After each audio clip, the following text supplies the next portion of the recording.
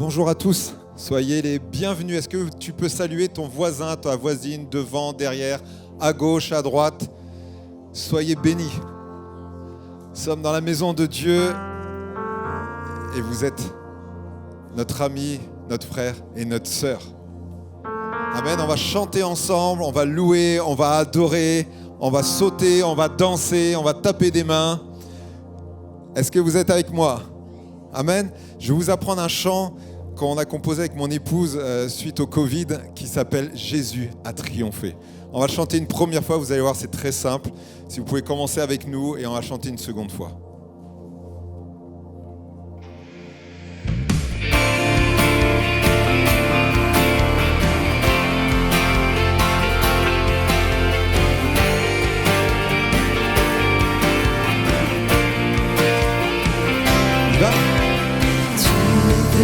Sur la terre, accomplir la volonté du Père, dans la douleur de ce calvaire, tu t'es offert, sur la croix tu t'es donné, par amour tu m'as pardonné, le troisième jour tu es ressuscité, pour me délivrer, je danse, je saute de joie pour mon roi.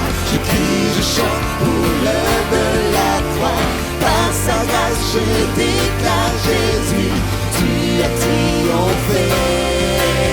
Je danse, je saute de joie pour mon roi. Je crie, je chante pour l'œuvre de la croix. Par sa grâce, je déclare Jésus, tu as triomphé.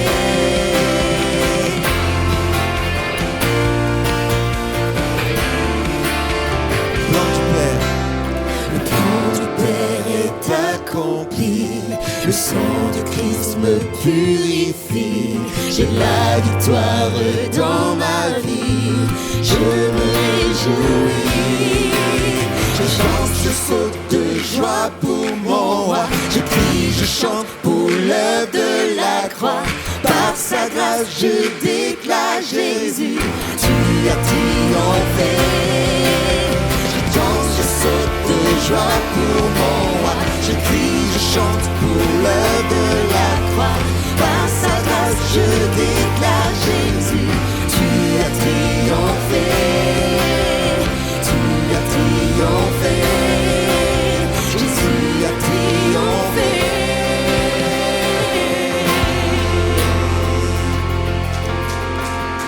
Ça va? Est-ce que la mélodie rentre? Alors maintenant, vous allez pouvoir chanter de toute votre force. Je danse, je saute de joie pour le roi des rois.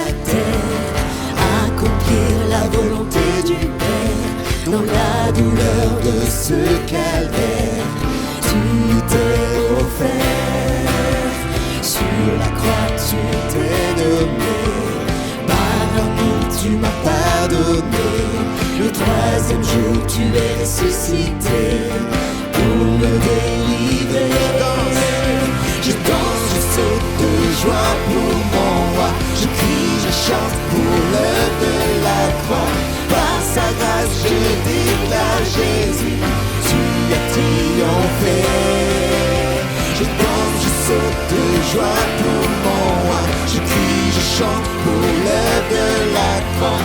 Par sa grâce, je déclare Jésus, tu as triomphé.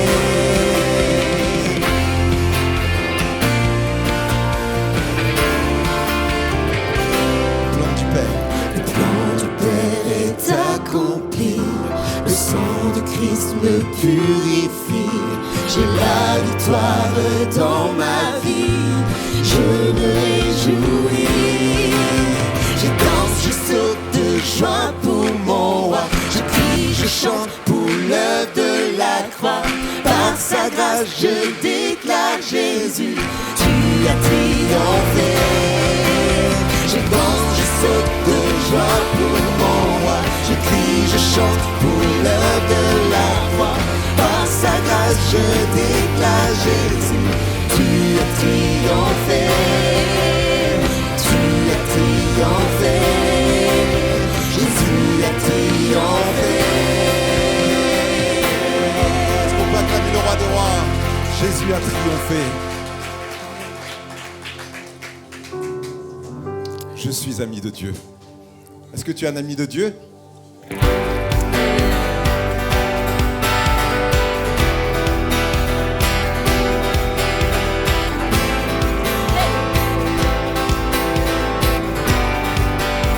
On va ensemble. Qui suis-je pour que tu sois attentif à moi? Quand je t'appelle, tu m'entends. Est-il vrai que tu penses tellement à moi, que tu m'aimes? Quelle grâce! Je suis ami de Dieu, je suis ami de Dieu, je suis ami de Dieu, il m'a choisi. Je suis ami de Dieu, je suis ami de Dieu, je suis ami de Dieu, il m'a choisi. Qui suis-je? Qui suis-je pour que tu sois attentif à moi? Quand je t'appelle et tu m'entends. Est-il vrai que tu penses tellement à moi, que tu m'aimes? Quelle grâce! Quelle grâce! Quelle grâce! Je suis ami de Dieu, je suis ami de Dieu, je suis ami de Dieu, il m'a choisi. Je suis ami de Dieu, je suis ami de Dieu, je suis ami de Dieu, il m'a choisi.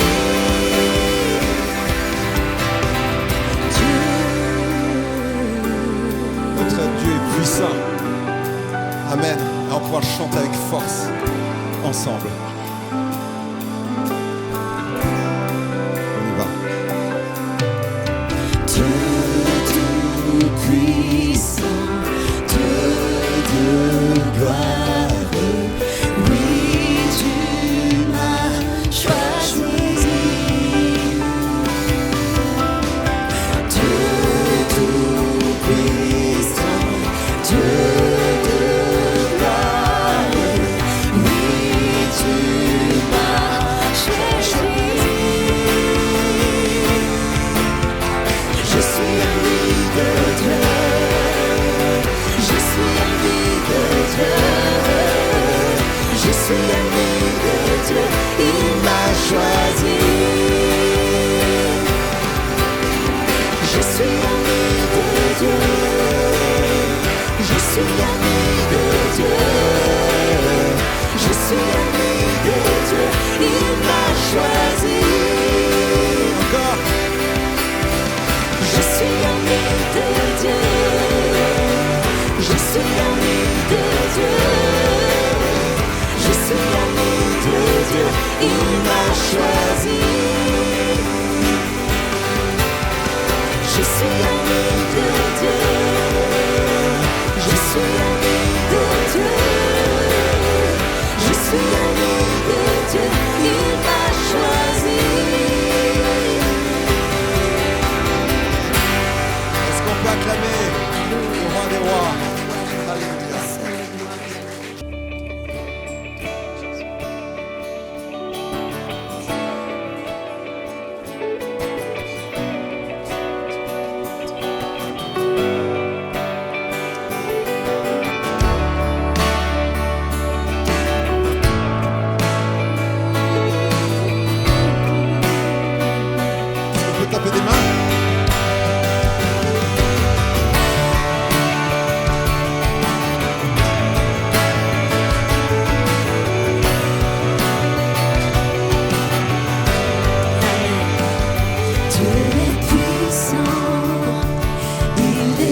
juste et grand.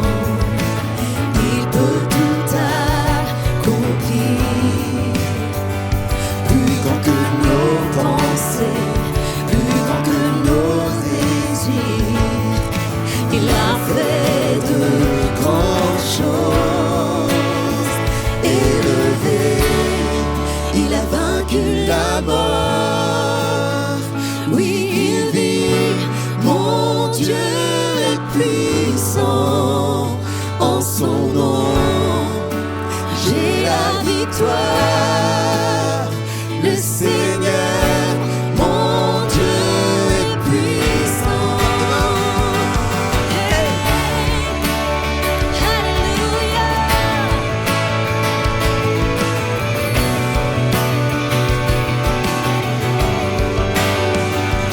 Dieu vit en nous, il est parmi nous.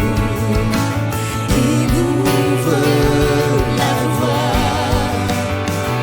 Plus grand que nos attentes, plus grand que nos espoirs.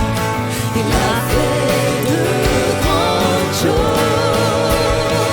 Élevé, il a vaincu la mort. Oui, il dit, mon Dieu est puissant. En son nom, j'ai la victoire. Le Seigneur, mon Dieu est puissant. Merci. Dieu est ici, il nous conduit.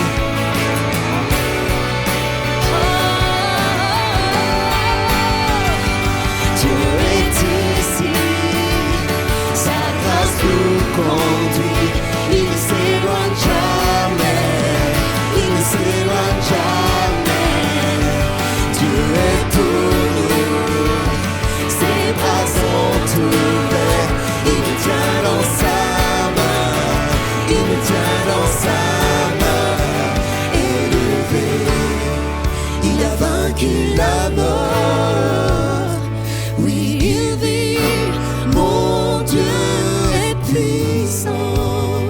En son nom, j'ai la victoire.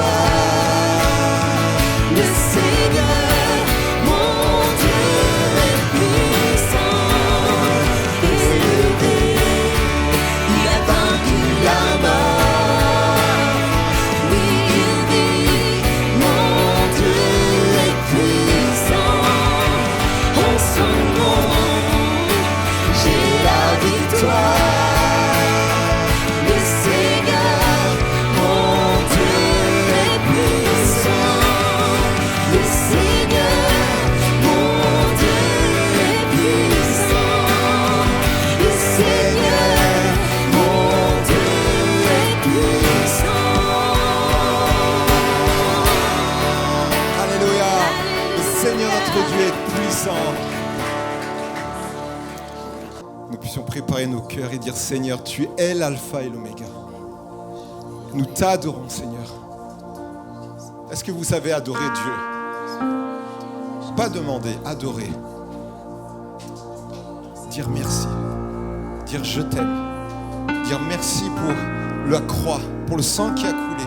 Merci parce que tu me pardonnes et tu m'aimes comme je ne peux imaginer.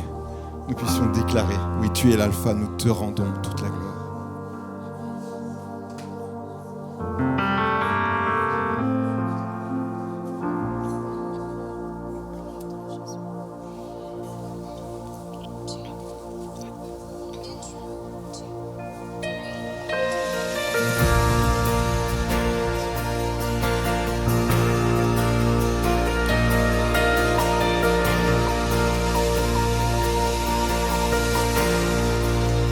Tu es l'alpha et l'oméga.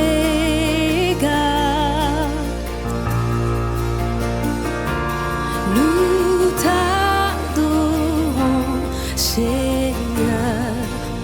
Tu es digne de louange. Chantons ensemble. Tu es l'alpha. Tu es l'alpha et l'oméga et l'oméga.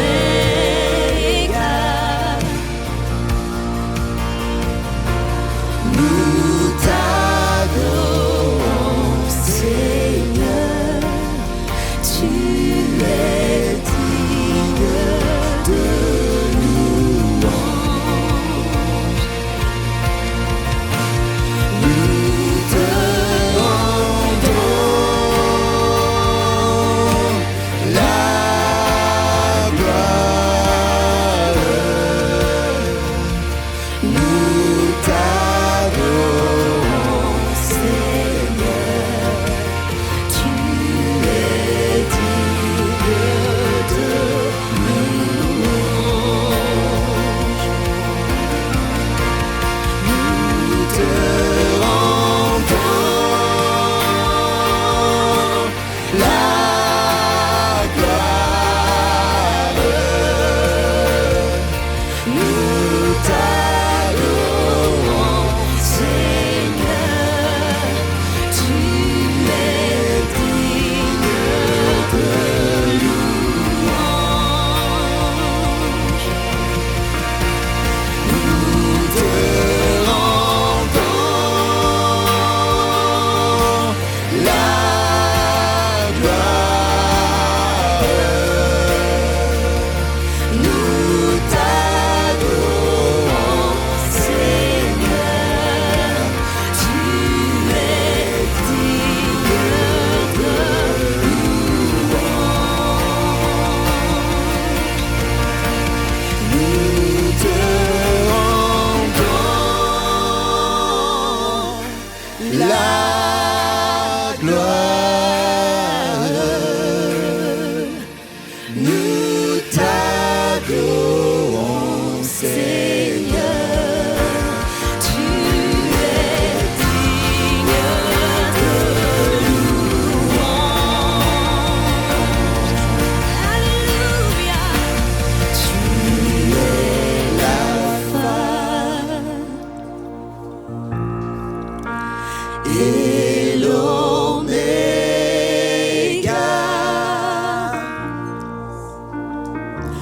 Nous t'adorons, Seigneur.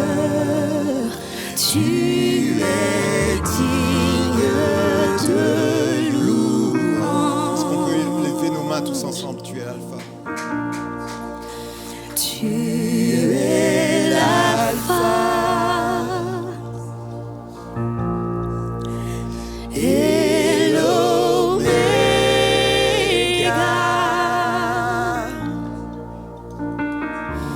Nous t'adorons, Seigneur. Tu es digne de louange.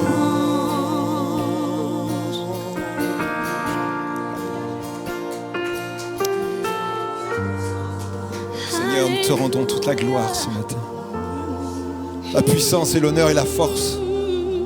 Seigneur, nous unissons aux anges, aux archanges, aux puissances célestes, ceux qui te servent sur la terre comme dans les cieux, Seigneur. Nous unissons, Seigneur Jésus, à tout ce que tu as créé, Seigneur. La nature te loue. Tout te loue, Seigneur. Parce que tu es maître incontesté et incontestable. Qui peut s'opposer, Seigneur, à ta majesté? Qui élèverait, Seigneur Jésus, la main, Seigneur Jésus, devant toi? Seigneur, nous levons nos mains, Seigneur Jésus, pour te louer. Nous élevons nos voix, Seigneur, pour t'adorer. Oui, nous t'adorons, Seigneur. Nous venons, Seigneur, au pied de la croix pour te louer. Sois glorifié ce matin. Amen. Merci, Jésus. Amen, amen. La parole de Dieu va s'afficher et nous invite tout simplement à prendre ce pain et ce vin.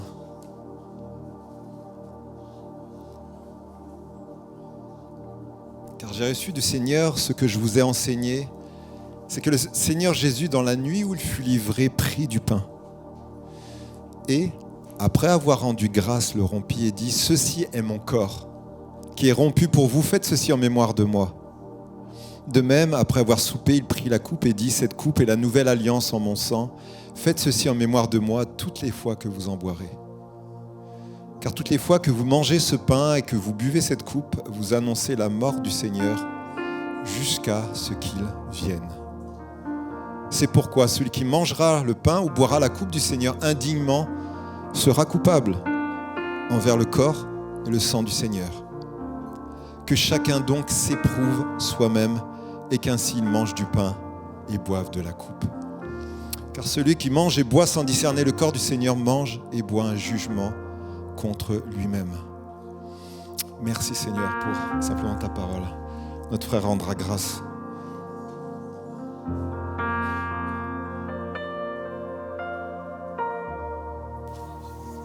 Amen, amen, alléluia, gloire à ton nom Seigneur Jésus. Nous qui sommes ces créatures, qui sommes ces enfants, qui nous a choisis. Alors ce matin, nous te rendons gloire. Nous te rendons toute la gloire, Seigneur Jésus, parce que tu es élevé. Oh Seigneur, merci pour ta bonté. Merci de nous avoir fait connaître ton existence. Tu n'étais pas obligé. Mais à chacun de nous ici présents, nous sommes là parce que tu nous as attirés. Et nous sommes heureux. Heureux d'être là. Heureux de pouvoir compter sur toi. Heureux d'avoir un Père comme toi. Heureux d'avoir, Seigneur, d'être co-héritier en ton Fils Jésus-Christ. Notre Sauveur. Il est bon de le rappeler qu'il est notre Sauveur. Il est bon de rappeler qu'il a vaincu la mort. Il n'est pas resté dans ce tombeau. Il n'est pas resté sous cette croix représentée par une croix en bois. Mais il a triomphé. Il est élevé. Et il prend soin de chacun d'entre nous. Alors ce matin encore, nous voulons encore nous rappeler le sang qui a été versé sur cette croix. Oh, son corps qui a été transpercé. Aucun homme sur cette terre, aucun animal, aucune espèce ne pouvait endurer cela. Mais toi, tu l'as fait pour chacun d'entre nous. Nous te remercions encore, Seigneur Jésus. Tu as été trouvé digne et tu resteras digne. Nul ne sera comme toi. Alors que ce matin, Seigneur Jésus, nous sommes là et nous voulons encore te demander pardon. Pardon pour les nombreuses fois que nous t'avons oublié. Pardon pour les nombreuses fois que nous t'avons laissé. Mais toi, tu demeures amour, tu demeures fidèle. Alors, Seigneur, que ton nom soit glorifié encore ce matin. Au nom de Jésus. Amen. Amen. On va chanter ce dernier chant qui dit « Mon rocher ». Quand il reviendra nous trouver en lui pour toute l'éternité. Amen. On va se lever ensemble.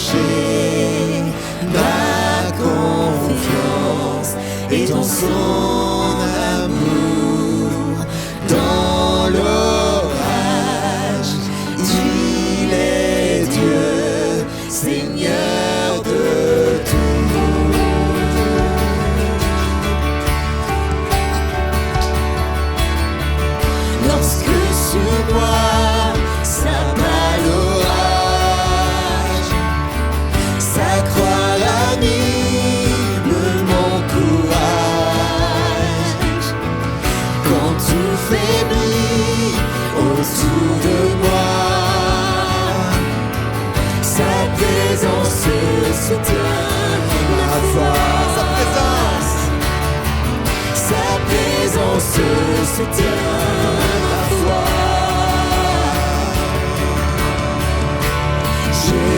Jésus-Christ, mon rocher, ma confiance est en son amour. Dans l'orage, il est Dieu, Seigneur de tout. Il est Dieu, Seigneur de tout. Jésus-Christ, mon rocher, ma confiance est en son amour. Dans l'orage, il est Dieu, Seigneur de tout.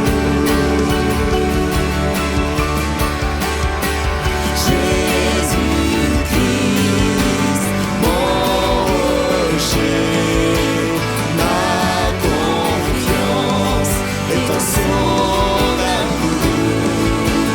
Dans l'orage, il est Dieu, Seigneur de tout. Quand il reviendra nous chercher, on va le déclarer ensemble.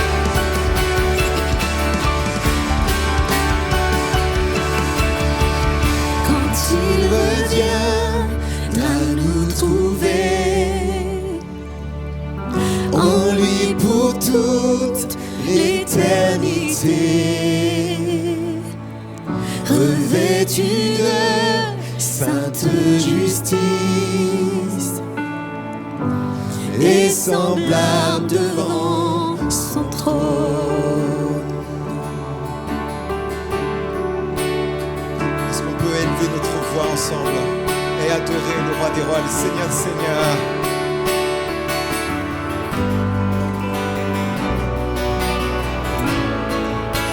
Alléluia. Élève ta voix. Élève ta voix. Adore-le ce matin. Tu ne changes pas. Il est ton Dieu, il est ton Seigneur et ton roi des rois.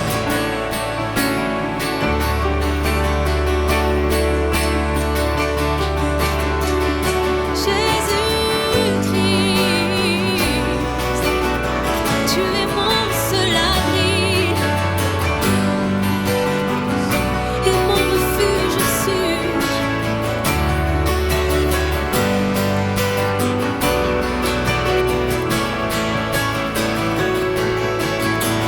Est-ce qu'on peut le déclarer ensemble? Jésus-Christ est mon rocher. Jésus-Christ,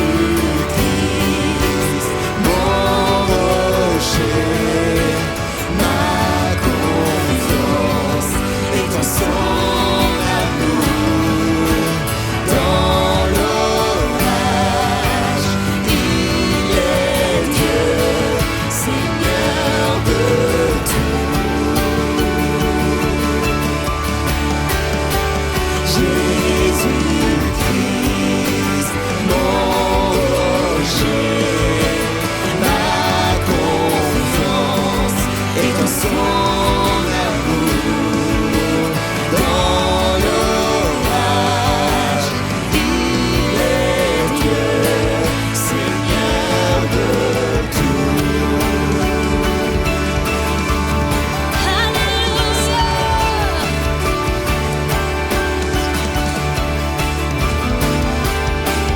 Est-ce qu'on peut acclamer notre roi? Alléluia.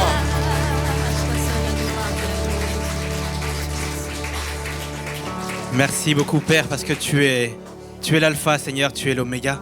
Seigneur, comme nous l'avons chanté, Seigneur, c'est pas simplement des mots, Seigneur, c'est une réalité. Et c'est ce que nous voulons vivre. Seigneur, nous te rendons toute la gloire, Seigneur, et je te bénis également parce que tu nous permets, Seigneur, de pouvoir te redonner, Seigneur, une partie, Seigneur, des biens que tu nous attribues. Seigneur, vraiment que nous n'ayons pas peur de donner, Seigneur, avec libéralité. Parce que toi, comme tu le dis dans ta parole, tu es notre Dieu et tu pourvois à tous nos besoins.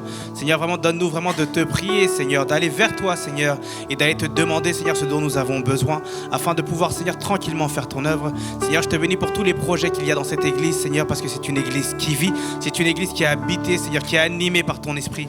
Donne-nous, Seigneur, de vraiment être sensibles, Seigneur, et de conduire, Seigneur, pour aller là, Seigneur, où nous devons aller, même si nous n'avons pas toute la vision, Seigneur, mais nous avons ta parole, Seigneur, et avec ta parole, nous avons toi également. Seigneur, donne-nous vraiment d'être fidèles dans les teams, Seigneur, et dans les offrandes. Seigneur, merci beaucoup pour ce que tu vas faire encore pendant ce culte. Merci beaucoup parce que tu vas parler à nos cœurs. Merci beaucoup, Seigneur, parce que tu vas nous encourager, Seigneur, tu vas nous fortifier. Mais plus que tout, Seigneur, à travers ta parole, tu nous ramèneras encore à toi. Je te bénis pour ton serviteur. Je te bénis, Seigneur, pour tous les cœurs ici présents et que rien, Seigneur, ni personne ne nous distrait, Seigneur, de recevoir cette semence, cette parole que tu vas semer pour chacun. Que nous puissions vraiment saisir, Seigneur, cette grâce, mon Dieu, au nom de Jésus. Amen. Alléluia. Bonjour à tous. Je pense qu'on aurait dû continuer encore dans la louange, mais c'est pas grave, on reprendra à la fin. En tout cas, je pense qu'avec la même solennité, je vous demande d'être attentif au message. Ne vous laissez pas distraire par les allées et venues. Faites en sorte que les téléphones soient coupés. Et puis, ouvrons nos cœurs à la parole de Dieu. Vous êtes d'accord ? Amen. Alléluia. Si on peut déjà afficher le premier slide, s'il vous plaît.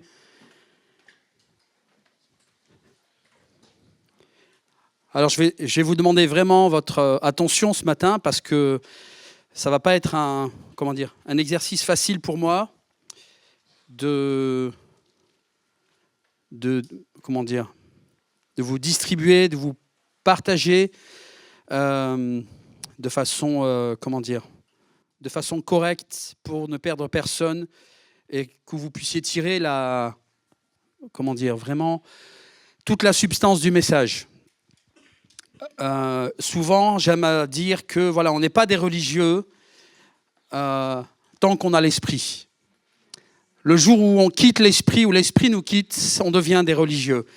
Et frères et sœurs, on a véritablement besoin de veiller à cela. Parce que c'est l'esprit qui fait tout. C'est l'esprit qui fait que nous sommes vivants, pas seulement de corps, mais d'esprit, et qui fait que nous sommes réceptifs à la parole de Dieu, que nous pouvons la recevoir et aussi l'accepter. Le Saint-Esprit a bien introduit, en tout cas le message ce matin, et vous comprendrez. On va poursuivre le partage sur les 7 déclarations de Jésus, les 7 « Je suis ». La semaine dernière, pour ceux qui étaient là, on a partagé sur la déclaration de Jésus qui annonce qu'il est le pain qui donne la vie. Je suis le pain de vie. Alléluia. Pour nous, au XXIe siècle, c'est compliqué d'essayer de nous replonger dans le contexte de l'époque. C'est pour ça que c'est nécessaire, en tout cas pour les pasteurs, pour les prédicateurs, de méditer, d'étudier, d'aller creuser, d'aller chercher, parce que bien souvent, ce qu'on exploite de la parole de Dieu, c'est juste la surface. C'est peut-être 5-10% de ce que vraiment le Seigneur voulait nous transmettre au travers du message. Et vous savez que pour un message, ça fait partie aussi des disciplines en théologie, l'herméneutique, donc c'est l'art d'interpréter entre guillemets les textes de l'Écriture. Et il y a des règles précises pour éviter de sortir. Et je dirais que parmi ces règles-là, en tout cas pour comprendre un texte de la meilleure manière, il faut le comprendre dans son contexte. Alors, je vais être vraiment clair ce matin. On va avancer ensemble dans le message suivant. Ça, c'est le second slide, donc, qui nous dépeint la deuxième déclaration du Seigneur qui annonce qu'il est la lumière du monde. Un petit amen quand même, alléluia. Il y a au moins un chrétien dans la salle. Seigneur, ta grâce, aide-nous. Je vous demande vraiment d'être à l'écoute pour que vous puissiez vraiment bénéficier de tout ce que le Seigneur veut nous transmettre. Ce matin, vous allez voir que c'est profond, c'est puissant, et c'est ce dont nous avons besoin pour comprendre un peu mieux le Seigneur, pour comprendre un peu mieux qui il est, et la puissance de son plan. La puissance de son plan, la grandeur de son plan. J'allais dire, jeunes et moins jeunes, on a besoin d'être rassurés, réconfortés sur l'identité de Dieu. Mais peut-être à plus forte raison, les jeunes, les plus jeunes, face à la folie ambiante qu'il y a dans notre société et parfois l'incapacité des jeunes chrétiens et puis des autres, parce que les jeunes, ce n'est pas seulement eux qui sont concernés, mais c'est eux qui sont le plus exposés, en tout cas socialement, à du monde autour d'eux, plus que des parents ou des grands-parents, et qui souvent sont incapables avec assurance de pouvoir annoncer le message de l'Évangile, parce qu'en fait, on s'est appuyé seulement sur des choses en superficie. On est resté en superficie, et parfois même la superficie, elle n'est pas vraiment acquise. C'est pour ça, frères et sœurs, qu'on le dit, on le répète, rien ne remplacera la lecture et l'étude de la parole. Ça fait tout dans la vie du croyant. Et ça fait ce que nous sommes, des croyants nés de nouveau. Le jour où la parole est sortie de l'écran, alors nous commençons à glisser dans la religiosité. Nous sommes morts et vivants et morts en même temps. Ce qui nous maintient en vie, c'est la parole qui est esprit et vie. Amen. Alors c'est le rôle aussi des pasteurs et des prédicateurs de prendre du temps devant Dieu, d'étudier, de méditer, de creuser pour trouver les trésors, la profondeur du message pour vous la retranscrire. C'est pour ça que parfois ce n'est pas un exercice facile. Mais voilà, je prie que vous fassiez votre part en restant attentifs et le Saint-Esprit va faire le reste pour ouvrir notre intelligence et nous faire comprendre ces choses. Et vous devriez en tout cas sortir différent de comme vous êtes rentrés. Vous allez sentir l'Esprit travailler vos cœurs et remuer vos cœurs parce que c'est la parole qui va vous parler. On n'est pas venu dans ce lieu ici pour voir un homme, mais pour rencontrer le Seigneur et recevoir toute la puissance de son message, la puissance de sa parole. Et vous allez voir, ce sera un voyage vraiment puissant pour votre foi et pour votre cœur qui va renouveler la joie. Et à la fin du message, en tout cas, on prendra le temps pour un temps de prière avec aussi l'onction d'huile pour les malades. Parce qu'on ne peut pas concevoir d'annoncer un message comme celui-là et de parler d'un si grand Dieu et de ne pas passer à l'acte, de ne pas passer à l'action ensuite. Amen.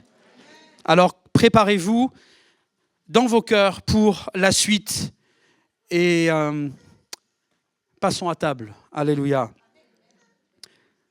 Je suis la lumière du monde. Alléluia. Juste un petit peu de contexte avant que nous nous lancions dans la lecture de la parole. D'ailleurs, je vais prendre 3 secondes pour prier avant de continuer. Seigneur, merci pour ta parole parce qu'elle est la vérité. Elle est cette épée qui sépare jointure et moelle, Seigneur. Elle est celle qui discerne et qui agit au fond de nos âmes, au fond de nos êtres, dans le plus profond de ce que nous sommes, de ce que l'être humain est, Seigneur. Ta parole agit, ta parole révèle, ta parole divulgue, Seigneur. Et ce matin, nous te prions pour que ta parole agisse et parle au cœur, pour les jeunes et les moins jeunes, Seigneur. Que ce matin, cette parole qui est annoncée pénètre les cœurs au nom de Jésus avec puissance et qu'elle agisse. Nous levons contre tout esprit méchant, contre tout esprit mauvais, contre tout esprit de confusion, tout esprit de mensonge qui voudrait garder les pensées liées au nom de Jésus. Nous venons contre ces esprits mauvais et nous leur demandons de quitter maintenant dans le nom puissant de Jésus de Nazareth. Nous prenons autorité et nous amenons toute pensée captive maintenant à l'obéissance de Christ. Oui, nous nous élevons contre toute hauteur, toute prétention, toute puissance qui s'élèverait contre la connaissance de Christ. Maintenant, dans le nom de Jésus, dans ce lieu, et pour la gloire de ton nom, Seigneur. Amen. Amen.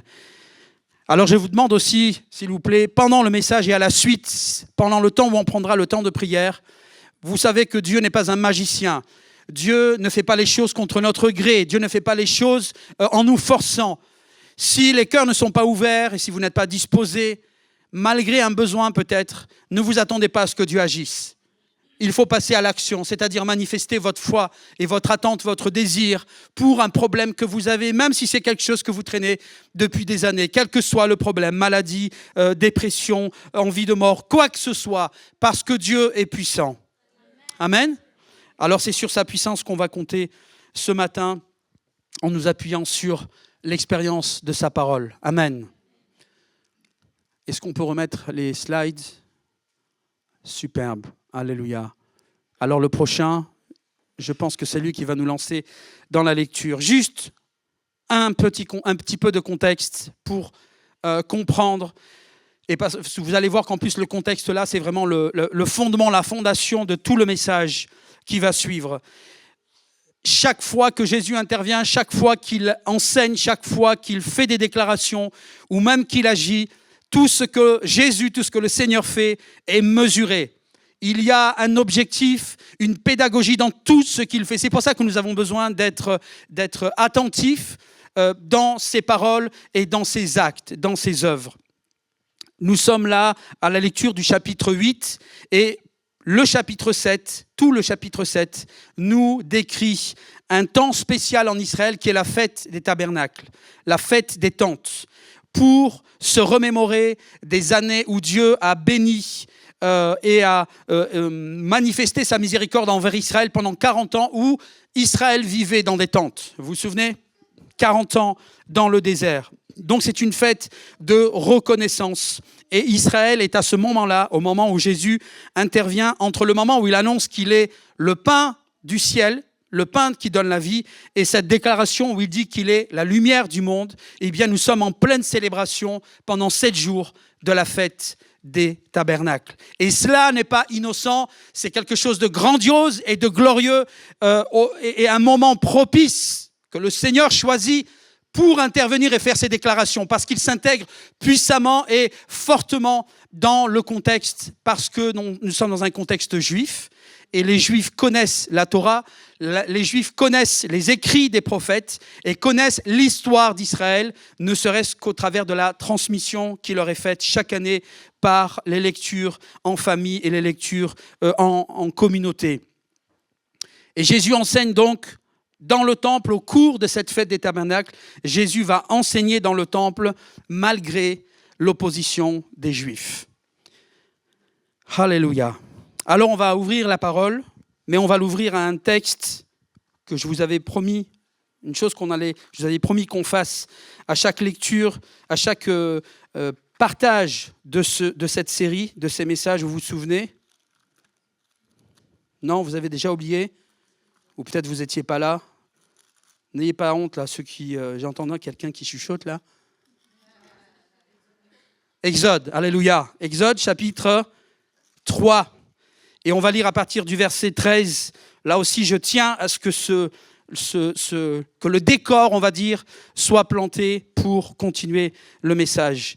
Nous sommes dans la scène où l'Éternel, en tout cas Moïse rencontre l'Éternel au travers du buisson ardent, et Moïse va s'entretenir avec l'Éternel.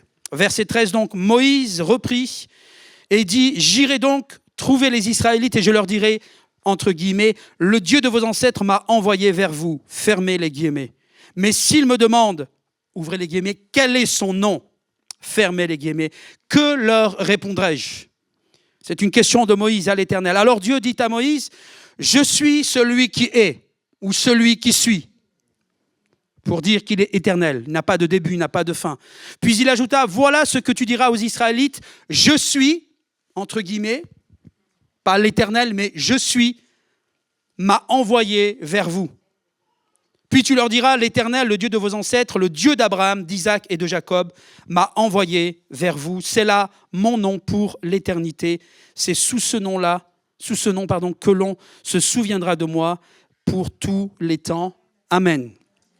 Voilà, ça c'est un texte d'introduction pour que nous soyons, que nous placions le décor pour la suite de la prédication. Amen.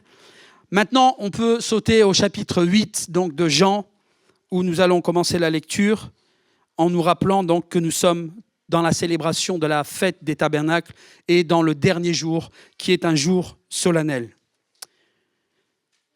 Verset 8, chapitre 8, verset 1er. Quant à Jésus, donc ils ont discuté, palabré dans le temple, ils ont commencé à argumenter contre Jésus.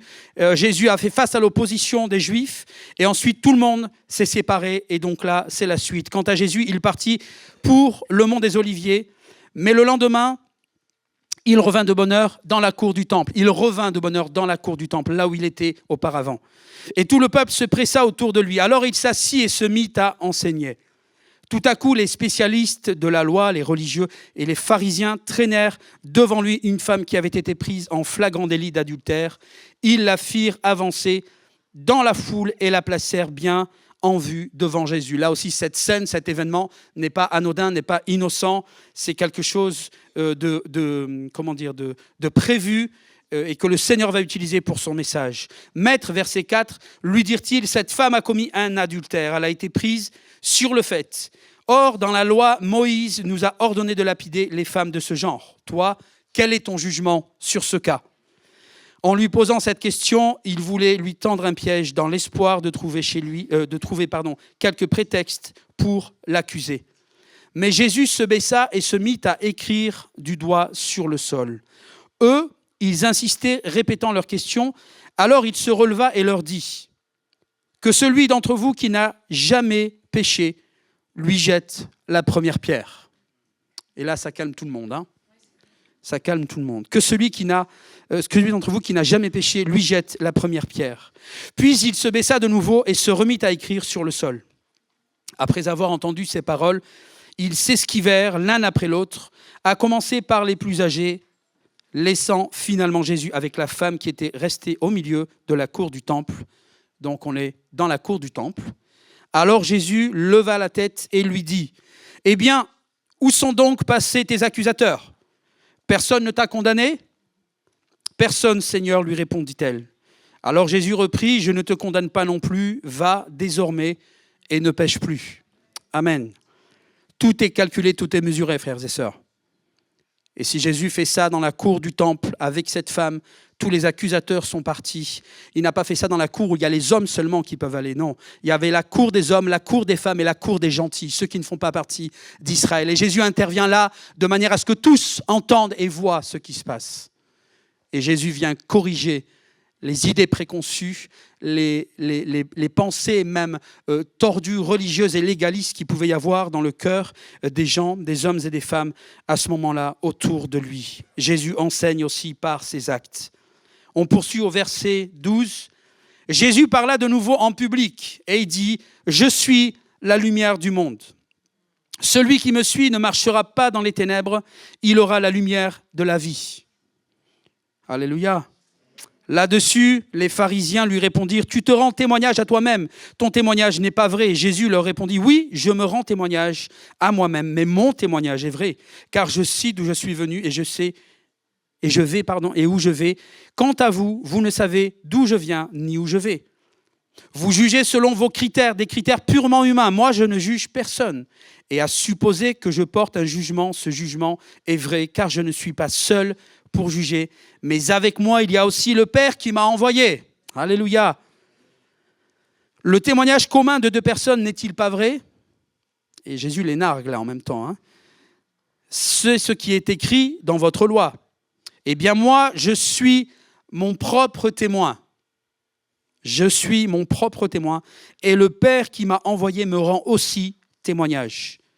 Mais où est-il ton Père ? S'exclamèrent-ils. Vous ne connaissez ni moi ni mon Père, répliqua Jésus. Si vous m'aviez connu, vous connaîtriez aussi mon Père. Jésus parla ainsi pendant qu'il enseignait dans la cour du temple, près des troncs à offrande, et personne n'essaya de l'arrêter, parce que son heure n'était pas encore venue. Jésus leur dit encore, « Je vais m'en aller et vous me chercherez, mais vous mourrez dans votre péché.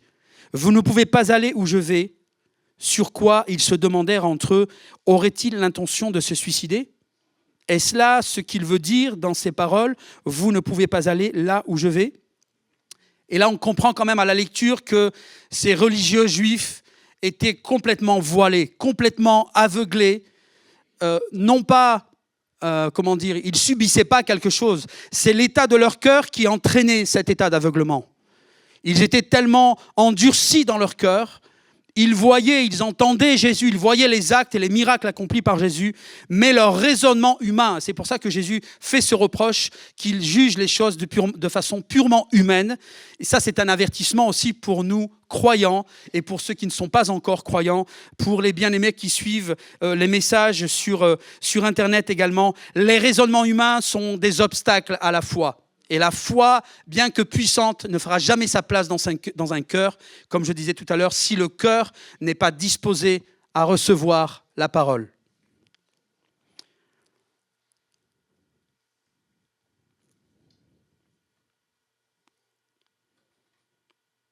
Verset 23, « Vous, leur dit-il, alors, vous êtes d'ici-bas. » Jésus vraiment insiste. Et il veut leur faire comprendre que lui qui leur parle n'a rien de comparable, il n'a aucune part avec eux, et qu'en quelque sorte, il leur fait la grâce de passer un temps avec eux sur terre. Mais lui, Jésus, n'est pas d'ici-bas. Il le dit clairement.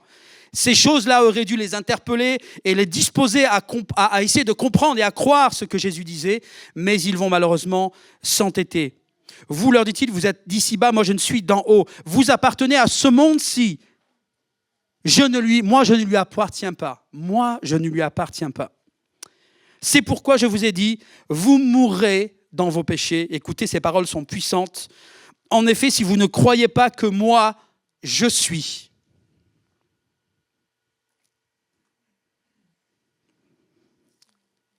Vous restez attaché au wagon là depuis le début, depuis le texte d'introduction. Si vous ne croyez pas que moi, je suis. Le même je suis qui a dit à Moïse, tu leur diras, je suis m'a envoyé vers vous. Et Jésus les confronte et il monte en intensité dans son message parce qu'ils l'ont cherché en fait, ils ont cherché le Seigneur alors que le Seigneur leur disait qu'il était la lumière de ce monde, que ceux qui marcheraient à sa suite ne marcheraient pas dans les ténèbres. Eux ont cherché à comprendre qui était le Père et comment est-ce qu'il pouvait manifester le Père. Alors Jésus va monter de niveau et va venir sur leur terrain, à leurs dépens malheureusement, parce qu'ils ne sont toujours pas prêts à recevoir. Vous mourrez dans vos péchés, en effet, si vous ne croyez pas que moi, je suis. Vous mourrez dans vos péchés. Qui es-tu donc, lui demandirent-ils. Et là, on peut imaginer, moi j'aime bien jouer ces scènes, imaginer dans l'état de tension, de nerfs et de colère dans lequel les Juifs étaient. Parce que c'est ça qui nous apprend, qui nous aide à comprendre le contexte.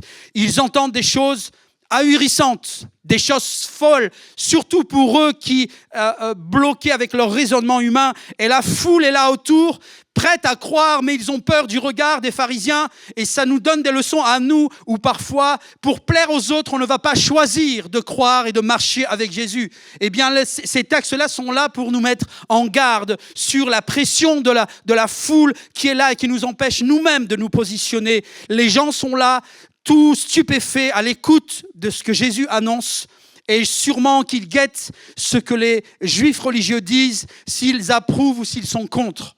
Et à cause des pharisiens, beaucoup n'ont pas cru. Et c'est toujours le cas à notre époque. C'est toujours le cas à notre époque. Non pas qu'il y ait des juifs religieux, mais parce que chacun, lorsqu'il est face au message de l'évangile, il va réfléchir à son entourage et pour plaire à sa famille, pour plaire à ses amis, pour plaire à ses collègues, il va choisir de ne pas aller plus loin et de ne pas s'engager, de ne pas manifester sa foi. « Qui es-tu donc ?» lui demandirent-ils. Ils sont en colère, ils sont enragés. « Je ne cesse de vous le dire depuis le début. » Jésus insiste. Leur répondit Jésus, « En ce qui vous concerne, j'aurais beaucoup pas jugé. Mais celui qui m'a envoyé est véridique et je proclame au monde ce que j'ai appris de lui. » Comme ils ne comprenaient pas que Jésus leur parlait du Père, alors qu'ils avaient posé la question et Jésus leur fait la réponse, il ajouta, « Quand vous aurez élevé le Fils de l'homme, alors vous comprendrez que moi, je suis. » J'aurais aimé être là pour sentir l'intensité, l'impact des paroles de Jésus. Et ça a dû être comme une bombe là, dans l'auditoire où tout le monde était choqué, ne pas savoir quoi penser et quoi dire, être bloqué et être partagé par certains l'émerveillement et d'autres la confusion et la colère. Vous comprendrez que moi, je suis. Vous reconnaîtrez que je ne fais rien de ma propre initiative, mais que je transmets ce que le Père m'a enseigné. Écoutez bien, c'est important pour nous. C'est un enseignement pour nous, les croyants. Oui, celui qui m'a envoyé est avec moi et il ne m'a pas laissé seul, car je fais toujours ce qui lui est agréable. Amen. Parce que Jésus, bien que fils de Dieu et Dieu lui-même, il est quand même fils de l'homme sur la terre. Et nous sommes des hommes, des femmes, des humains. Nous sommes appelés à nous identifier au Fils de l'homme. C'est pour ça que Jésus enseigne de cette manière. Parce qu'il enseigne la foule, mais il enseigne les disciples qui sont là aussi. Et il dit, je ne fais rien de moi-même, je fais que ce que je vois faire au Père. Je ne fais rien de ma propre initiative. Amen. Vous êtes toujours là? Alléluia. Pendant qu'il parlait ainsi, beaucoup crurent en lui. Amen. C'est pas fini, on garde notre souffle parce qu'on continue au chapitre suivant, si on peut voir le slide, juste pour pas que je me trompe, je crois que c'est 8,52, la prochaine lecture. C'est ça, à partir de Jean 8,52, et on va lire jusqu'au verset 7. Écoutez bien, soyez attentifs. Sur quoi les chefs des Juifs reprirent, « Cette fois, nous sommes sûrs que tu as un démon. » Ils ont parlementé avec Jésus, ils ont argumenté, ils ont voulu s'opposer à Jésus. Jésus a fait tout un exposé, toute la fin d'ailleurs, chapitre 7, et puis chapitre 8. Jésus a continué à s'entretenir avec eux. Mais ils ne pouvaient pas recevoir, ce n'était pas acceptable ou recevable de la part de Jésus. Abraham est mort, les prophètes aussi. Et toi, tu viens nous dire, celui qui observe mon enseignement ne mourra jamais. Serais-tu plus grand que notre père Abraham qui est mort, ou que les prophètes qui sont tous morts? Pour qui te prends-tu donc? Et là, on voit que ça commence à monter, là, la pression. Ça monte en pression. La foule, elle est là comme ça en haleine. Ils se disent, qu'est-ce qui va se passer? Ils vont lui sauter dessus, ils vont le taper, ils vont le battre. Il va se passer quelque chose parce que Jésus, lui, il n'arrête pas. Il continue et vous remarquerez qu'il continue toujours en répondant à leurs questions. Il va sur leur terrain et on va voir encore la démonstration ici. En plus, donc, ils sont en train, pour une autre fois, de l'accuser en lui disant qu'il a et qu'il parle par le démon. Serais-tu plus grand que notre père Abraham qui est mort ou que les prophètes qui sont morts? Pour qui te prends-tu donc? Jésus répondit, si je m'attribuais moi-même ma gloire, cela n'aurait aucune valeur. Celui qui me glorifie, c'est mon Père, celui-là même que vous appelez votre Dieu. En fait, vous ne le connaissez pas. Et là, Jésus, vous voyez, il a commencé à être saturé et il sent que là, il faut aller au coup final. Et il leur dit, en fait, vous ne le connaissez pas. Alors que moi, je le connais. Si je disais ne pas le connaître, je serais menteur, comme vous. Et maintenant, il ne mâche plus ces mots. Mais le fait est que je le connais et que j'obéis à sa parole. Abraham, votre père, et là je pense qu'il va les achever, Abraham, votre père, a exulté de joie rien qu'à la pensée de voir mon jour. Il l'a vu et a été transporté de joie. Quoi, leur dit-il alors? Tu n'as même pas 50 ans et tu prétends avoir vu Abraham. Là, c'est trop. Là, Jésus, t'es allé trop loin, là. Tu es allé trop loin. Vraiment, je vous l'assure, leur répondit Jésus, avant qu'Abraham soit venu à l'existence, moi, je suis. Et là, on est à la 3e fois. C'est posé, c'est arrêté, c'est un décret. On ne discute plus. Et on sent bien que Jésus est arrivé au bout de son exposé. Il a assez fait d'efforts, il a manifesté qui il était, il a présenté, il a décliné son identité dans toutes les coutures. À ces mots, verset 59, ils se mirent à ramasser des pierres. Vous avez vu, là, ça devait arriver. Ils se mirent à ramasser des pierres pour les lui jeter, mais Jésus disparut dans la foule et sortit de l'enceinte du temple. C'est étonnant ça, hein? Nous, on se dit en lisant, honnêtement, si on avait été à la place de Jésus, bam, on aurait jeté du feu, on aurait fait descendre les anges et on les aurait tous, entre guillemets, comme on parle familièrement, on les aurait tous fracassés. Tous. Vous avez vu? Vous m'avez fatigué depuis tout à l'heure, maintenant, tenez, prenez le feu. Ou on aurait fait des miracles pour impressionner tout le monde. Mais Jésus, non. Il avait une mission et son heure n'était pas venue pour aller sur la croix. Et c'est ça qui est étonnant, c'est qu'il quitte comme s'il avait peur. Non, mais parce que ce n'était pas son heure. Il quitte parce que tout le monde est enragé et il voulait le lapider. Au même titre qu'ils ont lapidé la femme adultère. Enfin, qu'ils voulaient lapider la femme adultère. Comprenez un peu le contexte ? C'est chaud, comme on dit. C'est compliqué. Mais Jésus a annoncé ce qu'il avait à annoncer. Écoutons la suite. Jésus disparut dans la foule donc et sortit de l'enceinte du temple. Tout ce temps-là, il était dans le temple. En partant, Jésus aperçut sur son chemin un homme qui était aveugle de naissance, comme par hasard. Vous vous rappelez du nom du message aujourd'hui ? Je suis la lumière du monde. Et là, il rencontre un aveugle. Est-ce qu'un aveugle connaît quelque chose de la lumière ? Comprenez que là, la pédagogie de Dieu, la guérison de cet aveugle-là que nous allons lire, s'inscrit directement dans le plan de Dieu. C'est symbolique et prophétique. Parce que Jésus non seulement annonce qu'il est la lumière du monde, il guérit et il pardonne la femme adultère. Et maintenant, nous sommes face à un homme aveugle de naissance. En partant, Jésus aperçut sur son chemin un homme qui était aveugle de naissance. Ses disciples lui posèrent alors cette question. « Dis-nous, maître, pourquoi cet homme était né aveugle ? Est-ce à cause de son propre péché ou celui de ses parents ?» Jésus répondit « Cela n'a pas de rapport avec son péché ni avec celui de ses parents. C'est pour qu'en lui, dans cet aveugle, tous puissent voir ce que Dieu est capable de faire. » Ce que Dieu est capable de faire. On est avec Jésus là, on n'est pas avec Dieu. Mais il leur dit, c'est pour que tous voient ce que Dieu est capable de faire.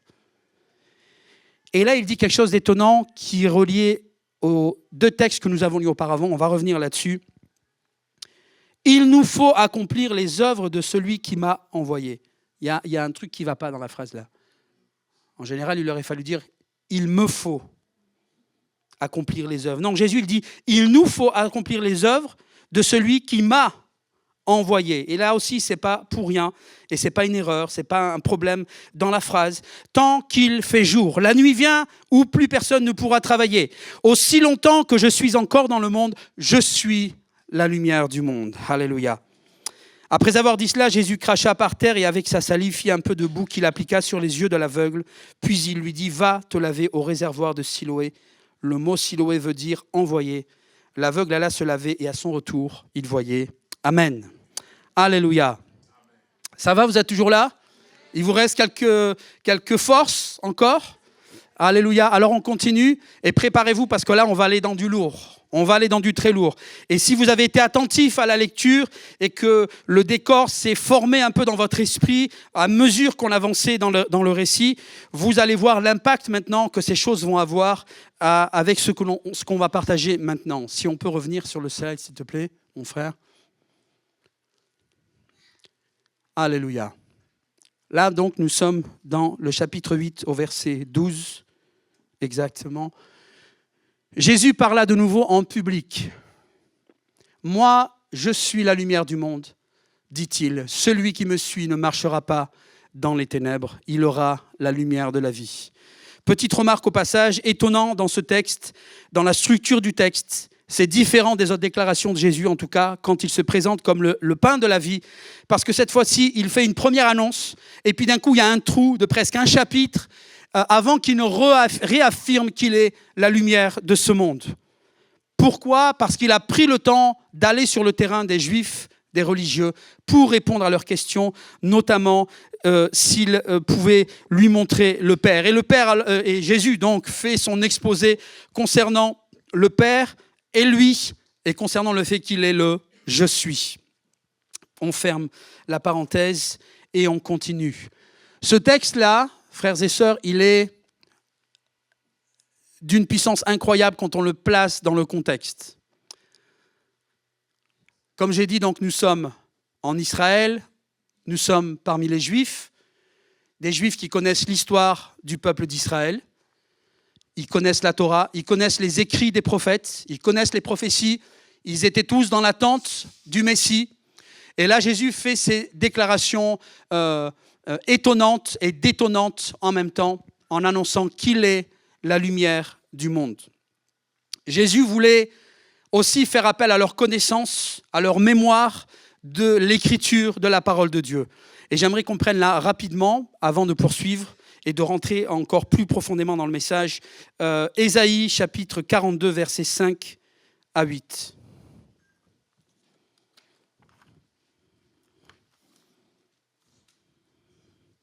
Nous sommes là donc 700 ans avant l'arrivée, la naissance du Seigneur. Ésaïe 42, verset 5, on va commencer au verset 5 pour mieux comprendre le texte. Et donc l'Éternel parle et dit, « Car voici ce que dit l'Éternel Dieu, qui a créé les cieux et la terre, et les a déployés, lui qui a disposé la terre et tout ce qu'elle produit, qui a donné la vie aux hommes, qui la peuplent, et le souffle de vie à ceux qui la parcourent. Moi, l'Éternel, je l'ai appelé dans un juste dessein. » De qui parle-t-il ? De qui parle l'Éternel ? Il parle du Messie. Le livre d'Ésaïe, qui est d'ailleurs appelé le 5e évangile, et ce n'est pas pour rien, du chapitre 42 au chapitre 53, ces chapitres-là sont appelés les chapitres messianiques. Messianiques parce qu'ils annoncent prophétiquement l'arrivée, la venue du Messie et comment les choses vont se passer, les actes et les actions, les paroles du Messie. Les Juifs donc, et à plus forte raison les religieux, auraient dû être au courant et se souvenir, peut-être qu'ils se souvenaient, mais la forme dont les choses se sont faites était pour eux inacceptable parce qu'ils raisonnaient de façon humaine. En tout cas, dans ce texte qui est censé être connu par les religieux juifs, eh bien, Jésus attendait à ce qu'au travers de ces déclarations, les religieux et les juifs tiltent, qu'il y ait un déclic. Ils se disent, attends, il est en train de dire les mêmes paroles. Alors possiblement qu'ils se sont souvenus, ils ont dit, mais là, il a complètement craqué Jésus parce qu'en plus, il est en train de se référer au texte d'Ésaïe. Donc on ne sait pas trop dans quel esprit étaient les religieux, mais les choses étaient annoncées de façon prophétique, puisqu'il est écrit là, « Moi l'Éternel, je t'ai appelé dans un juste dessein. » Écoutez bien, « Et je te tiendrai par la main. » On a l'image du Père et de l'enfant. « Je te tiendrai par la main. Je te protégerai et je t'établirai pour conclure une alliance avec le peuple. » Alléluia. Pour être la lumière des nations. Alléluia. Déjà, ce titre-là était annoncé 700 ans avant la naissance de Jésus. Et puis, on complète pour être sûr qu'on parle de la même personne. Pour ouvrir les yeux des aveugles. Amen. Alors certains ont dit, puis on nous disait ça dans l'islam, ouais mais ils connaissaient la prophétie, puis quand les temps sont arrivés, ils ont fait tout en sorte que les prophéties se réalisent. Je dis, ils sont forts, parce que pour se dire on va ressusciter un mort ou on va guérir les malades, ils étaient motivés en fait. Et ça, ce n'est pas des choses qu'on peut prévoir, comprenez ? On peut essayer d'accomplir, entre guillemets, artificiellement, humainement une prophétie, mais quand ça touche à des miracles, là, seul Dieu peut intervenir. Vous êtes d'accord ? Amen. Donc, conclure une alliance avec le peuple pour être la lumière des nations, pour ouvrir les yeux des aveugles, pour tirer du cachot les prisonniers de la maison d'arrêt, ceux qui habitent dans les ténèbres. Moi, je suis l'Éternel, tel est mon nom, et je ne donnerai ma gloire à aucun autre. Ce qui signifie que Dieu, l'Éternel, a donné sa gloire à celui qui l'a envoyé, son Fils, mais qui est en même temps Dieu. Amen. Il faut suivre. On poursuit chapitre 49, juste un peu plus loin, et ensuite on revient à l'évangile de Jean. Ésaïe 49, verset 6. On va lire encore à partir du verset 5 pour mieux comprendre. Et je commence à lire 49, 5. « Et maintenant, voici ce que dit l'Éternel, celui qui m'a formé dès le sein de ma mère. » Celui qui m'a formé dès le sein de ma mère. « Pour que je sois son serviteur, pour amener Jacob à lui et pour rassembler Israël auprès de lui. L'Éternel m'a fait cet honneur et mon Dieu est ma force. Il m'a dit aussi, tu ne seras pas seulement mon serviteur pour établir les tribus de Jacob et ramener ce que j'ai préservé du peuple d'Israël, car je t'établirai pour être la lumière des nations. » Je fais ça pour vous garder réveillés. Pour être la lumière des nations. 2 fois dans un même livre, dans le chapitre Ésaïe, donc ce titre est annoncé. Et Jésus donc se présente à la foule et dans le temple, il enseigne, il annonce 2 fois qu'il est la lumière de ce monde. Espérant que les cœurs s'attendrissent et le reçoivent parce qu'ils se rappellent de ce qui était écrit dans les écrits des prophètes, et là notamment dans Ésaïe. Mais malheureusement, ça n'a pas eu son effet. La chose sûre, en tout cas pour nous, c'est que nous voyons l'accomplissement prophétique entre ce que Ésaïe annonce et ce qui est manifesté au travers du ministère de Jésus. Amen. On peut revenir au slide si c'est possible, merci. Et on revient donc Jean 8, 12.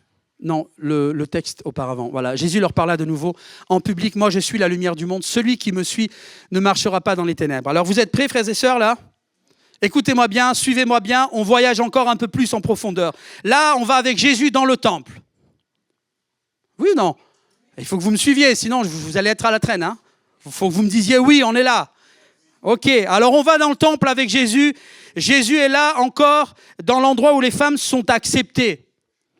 Nous sommes, écoutez bien, dans le dernier jour, comme je l'ai dit tout à l'heure, de la fête des tabernacles. C'est un jour solennel. Le peuple est mobilisé à fond pour la fête et parce que Jésus est là et qu'il enseigne. C'est des moments exceptionnels, attendus toute l'année. C'est une fête qui se fête chaque année, instaurée par l'Éternel en souvenir des pérégrinations, donc pendant 40 ans dans le désert pour la fidélité, la miséricorde, la bonté de Dieu. Jésus est là, il enseigne la foule. Et les historiens disent donc que dans cette partie du temple, pendant la fête des tabernacles, tout autour étaient posés et pendus des lampes, des candélabres.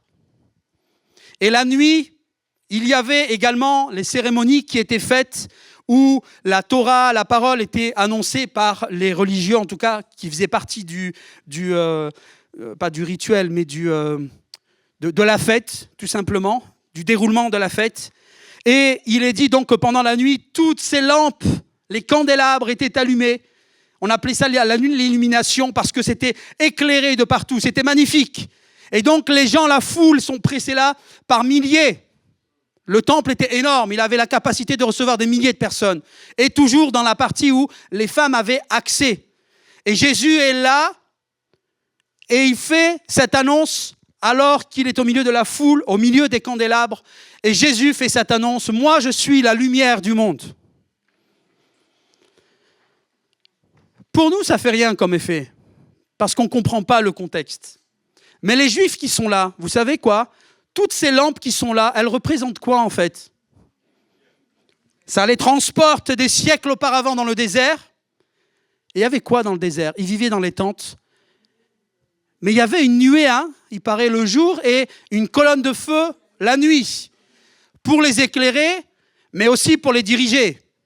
Quand la colonne de feu se levait, ou la nuée se levait au-dessus du camp, le peuple savait qu'il fallait préparer le campement, ranger les affaires, parce qu'il fallait partir.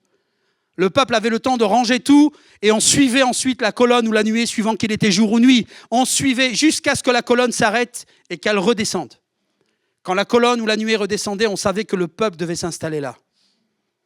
Donc Israël, pendant 40 ans, n'a pas marché dans le noir. L'Éternel les a éclairés tantôt par la nuée et les a guidés tantôt par la nuée.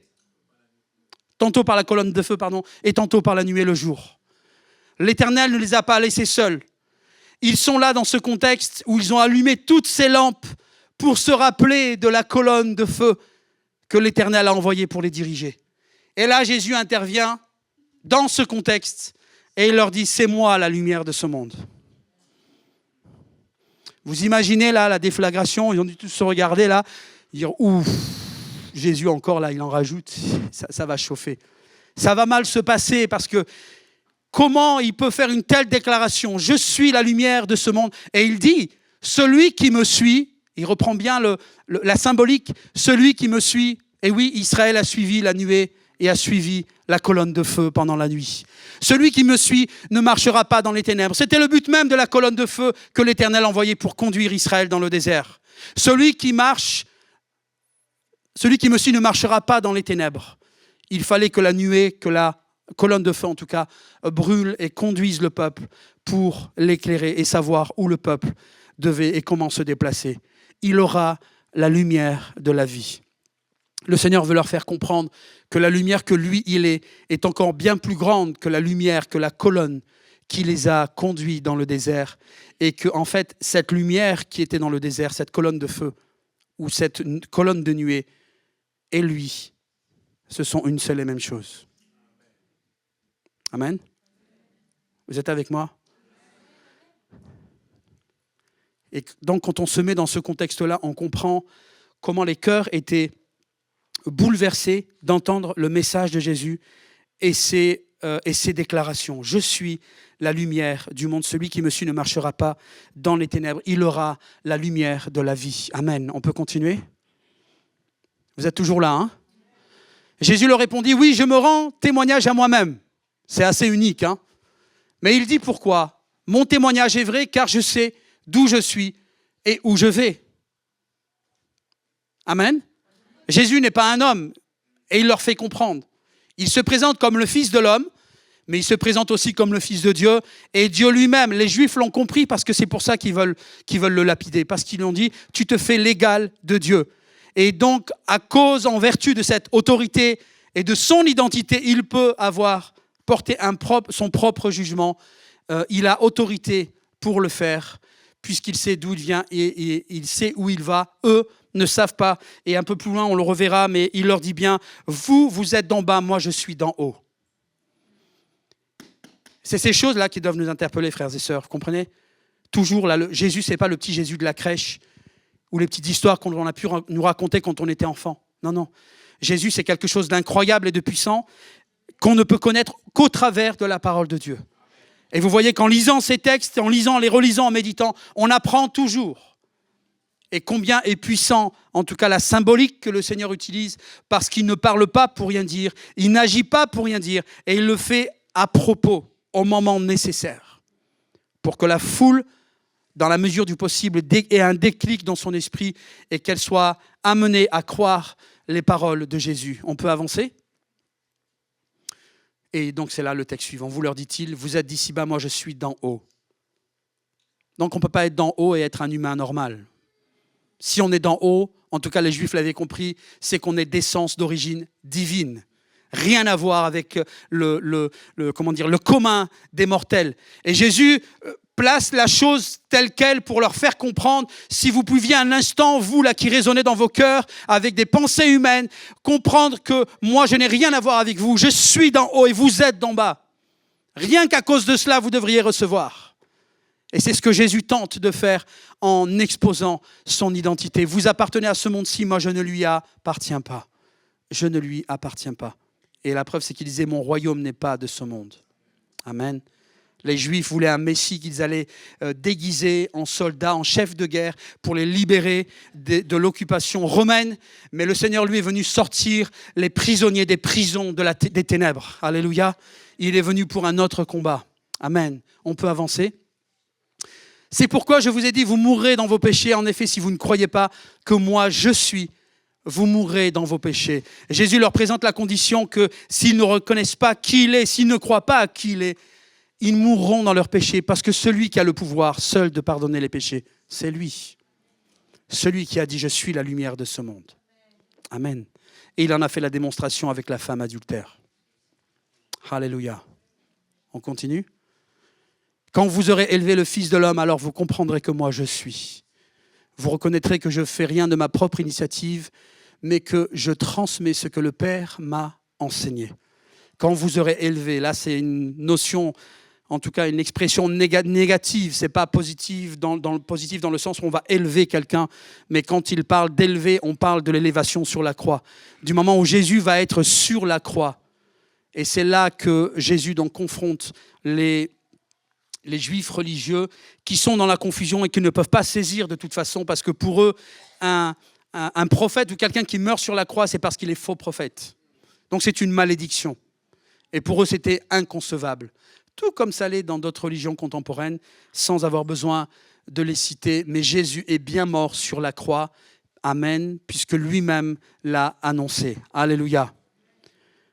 Vraiment, je vous l'assure, leur répondit Jésus, avant qu'Abraham soit venu, c'est peut-être fut aussi dans certaines versions, soit venu à l'existence, moi, je suis.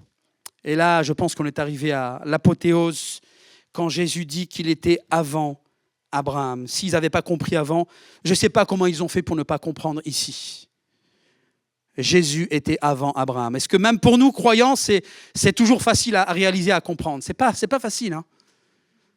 Mais ça nous fait comprendre que ce Jésus est bien plus grand, bien plus loin, bien plus élevé que le Jésus que nous nous sommes peut-être dépeints dans notre imagination. Mais c'est tel qu'il est là qu'il faut que nous le voyions. Ce grand Dieu, amen, manifesté dans un corps humain, dans une chair humaine. Est-ce que c'est fini?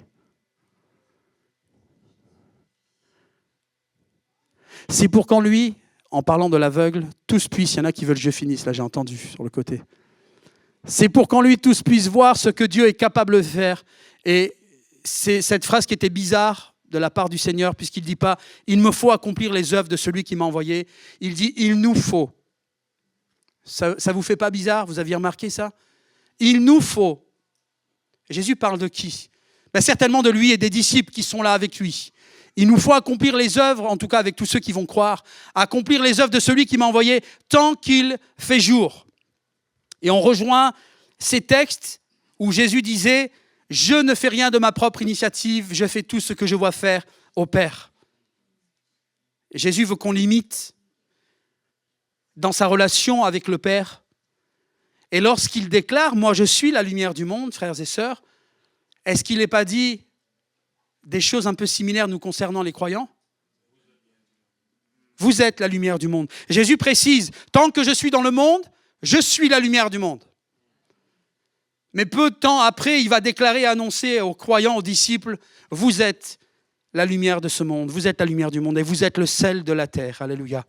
Cette lumière que le Seigneur va quitter ce monde pour laisser la place, entre guillemets, à ce qu'on appelle l'Église, les enfants de Dieu qui vont être à leur tour la lumière de Dieu qui vont briller dans ce monde. Alors, peut-être qu'on n'est pas, nous, foncièrement, humainement, des lumières, mais en Christ, nous sommes des lumières, frères et sœurs. Et c'est dans le message que nous devons faire confiance et pas nous arrêter seulement à nos pensées et aux opinions que nous avons de nous-mêmes. Parce que ça va au-delà de ce qui est humain. Ça va dans les choses spirituelles. Et dans la manière que Dieu nous voit, nous sommes porteurs de cette même lumière et donc nous devenons la lumière de ce monde. Nous devenons comme des phares pour éclairer ceux qui sont encore dans les ténèbres, frères et sœurs. Et nous poursuivons, entre guillemets, la mission que le Seigneur a commencée et qu'il nous demande de poursuivre. Ça va? On termine avec un texte. Et je ne dis pas ça pour de faux, comme on dit. C'est vraiment vrai. On va vraiment terminer. Et on va passer à un temps de prière. Entre le chapitre 6 et le chapitre 8, il y a le chapitre 7. Et le chapitre 7, donc, on a dit, il y a une opposition entre Jésus et les Juifs. Jésus est dans le temple, toujours. J'aurais dû même, en principe, lire ce texte avant, mais ce n'est pas grave, je voulais suivre la logique du message ce matin, puisque le cœur du message, c'est « Je suis la lumière du monde ». J'aimerais qu'on revienne sur un texte, parce que là aussi, il a tout son sens dans le contexte de la fête des tabernacles, et on va terminer avec ça, Jean 7, 37 à verset 39. Le dernier jour de la fête, le jour le plus solennel, donc la fête des tabernacles, Jésus se tint devant la foule et lança à pleine voix. Donc ça veut dire qu'on l'a entendu. À pleine voix. Si quelqu'un a soif, qu'il vienne à moi et que celui qui croit en moi boive. Car comme le dit l'Écriture, des fleuves d'eau vive jailliront de lui. Amen.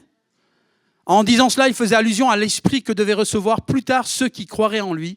En effet, à ce moment-là, l'Esprit n'avait pas encore été donné parce que Jésus n'était pas encore entré dans sa gloire. Amen. Alors quand j'ai lu les textes, et j'ai lu et relu, j'arrivais pas à comprendre. J'ai dit, Seigneur, mais pourquoi tu viens parler de l'eau vive ici? Ce texte fait allusion à Isaïe 55, où le prophète dit, venez aux eaux, boire, venez pas aux eaux, aux eaux, les eaux au pluriel, l'eau qu'on boit. Venez boire, venez aux eaux boire et soyez désaltérés. Donc là encore, il y a un aspect prophétique, mais je ne comprenais quand même toujours pas pourquoi, là, dans ce texte, en plein milieu des on va dire, de la tension entre Jésus et entre ce qu'il disait et les Juifs. Pourquoi Jésus parle de l'eau vive? J'ai dit, Seigneur, c'est quoi? Pourquoi tu viens parler de ça? Et en fait, ça, on peut le comprendre que si on connaît le contexte. Et en grattant, en cherchant, en fait, j'ai compris pourquoi le Seigneur fait cette annonce. Écoutez bien. À l'aube de ce jour, dans la tradition, lorsque les Juifs, lorsqu'Israël fête la fête des tabernacles, l'aube de ce jour, les prêtres faisaient jaillir de leurs trompettes d'argent un son retentissant et prolongé auquel répondaient d'autres trompettes dont l'écho se répercutait de loin en loin. En même temps que les acclamations des hôtes des cabanes, le prêtre puisait alors avec une cruche dans l'eau courante du Cédron, qui est un fleuve. Et, l'élevant au son des trompettes, gravissait les marches du temple d'un pas mesuré, chantant « Nos pas s'arrêtent dans tes portes, ô Jérusalem ». Donc pendant la cérémonie, pendant la fête, il y avait ce prêtre qui avait cette cruche d'eau, pris de l'eau du fleuve et qui marchait en gravissant les marches du temple. C'était un rituel, on va dire, en tout cas dans la fête. Il apportait la cruche à l'autel placé au centre du parvis des prêtres. Il y avait là 2 bassins d'argent et un prêtre à côté de chacun d'eux. On versait une cruche d'eau dans l'un, une cruche de vin dans l'autre. Le contenu s'écoulait par un tuyau communiquant avec le Cédron vers la mer Morte. L'acte par lequel on versait cette eau consacrée rappelait comment une source avait jailli du rocher à la voix divine pour étancher la soif des enfants d'Israël. Ensuite éclataient en des accents d'une joie débordante les paroles. « L'Éternel est ma force » psaume 106, « et l'objet de mes louanges, vous puiserez des eaux avec joie aux sources du salut » Ésaïe 12. Alléluia. Et là, Jésus, en plein dans ce contexte-là, alors que ces choses-là sont reproduites dans la célébration de la fête, du jour solennel des fêtes des tabernacles, alors qu'ils font cette pratique-là, eh bien, Jésus s'exclame à toute voix, « Venez, si quelqu'un a soif, qu'il vienne à moi. » Et là, ils ont dû se dire, mais qu'est-ce qu'il dit? Mais qu'est-ce qu'il raconte, Seigneur? On est dans la célébration de la fête, mais je pense que beaucoup ont compris à ce moment-là, alors que les prêtres avaient les cruches d'eau et qu'on s'exclamait, qu'on chantait, qu'on faisait manifester sa joie débordante, cette eau qui représentait l'eau que le Seigneur donne, la vie, l'esprit, les sources du salut, Jésus intervient de façon magistrale en disant « Si quelqu'un a soif, qu'il vienne à moi ». Et là, c'est vraiment d'une puissance inégalée. Qu'il vienne à moi et que celui qui croit en moi, vous avez vu comment c'est simple? Et la foi, c'est simple. S'il n'y a pas d'obstacle à la foi, s'il n'y a pas d'argument humain, si quelqu'un croit en moi, et que celui, qui croit en moi, boive simplement. Il y a juste besoin de croire. Et alors que tu crois, alors tu peux boire de cette eau de la vie. Non pas l'eau qu'on va venir rechercher, comme la Samaritaine disait, chaque jour au puits, mais cette eau qu'on va boire une fois pour toutes et qui va couler jusque dans la vie éternelle. Comme le dit l'Écriture, des fleuves d'eau vive jailliront de lui. Amen. Il est question de celui qui peut donner l'esprit comme des fleuves d'eau vive. Et Jésus intervient là dans la foule de façon magistrale. Et c'est pour une des raisons aussi pour lesquelles la foule, beaucoup parmi la foule, ont cru aux paroles de Jésus. Alors j'espère, frères et sœurs, que ces choses ont fait leur chemin dans votre cœur. En tout cas, vous aident à comprendre un peu mieux qui est notre Seigneur et qui est Jésus et sa façon d'enseigner là dans ce contexte juif, toujours lié par la symbolique et la prophétie avec le peuple d'Israël. Le Jésus que tu connais, que tu suis, est bien plus grand que ce que tu penses ou imagines. Alléluia. Alléluia. J'aimerais que l'équipe de louange se remette en place, s'il vous plaît, et qu'on puisse repartir dans quelques chants maintenant, en tout cas là dans de la louange. Et on va prendre un temps pour prier. Et simplement et rapidement, s'il vous plaît, si quelqu'un est malade, si quelqu'un souffre, quels que soient les mots d'ailleurs, avancez-vous simplement. On va faire ça rapidement. J'aimerais, ce matin, on a préparé l'huile d'onction exprès. Pasteur Gérard va procéder simplement lorsque vous serez devant. Il va vous faire l'onction d'huile. Et les anciens, je vais leur demander qu'ils s'avancent.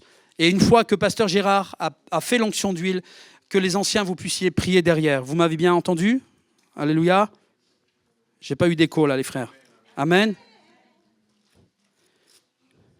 Pourquoi est-ce qu'on fait ça? Jacques chapitre 5, verset 13. Si l'un de vous passe-t-il par la souffrance, qu'il prie. Un autre est-il dans la joie, qu'il chante des cantiques. Si l'un de vous est malade, qu'il appelle les responsables de l'Église. Ils prieront pour lui, après lui avoir fait une onction d'huile au nom du Seigneur. La prière faite avec foi sauvera le malade et le Seigneur le relèvera. S'il a commis quelques péchés, il lui sera pardonné. Confessez les péchés, vos péchés les uns aux autres, et priez les uns pour les autres, afin que vous soyez guéris. Amen. Quand un juste prie, sa prière a une grande efficacité. Amen.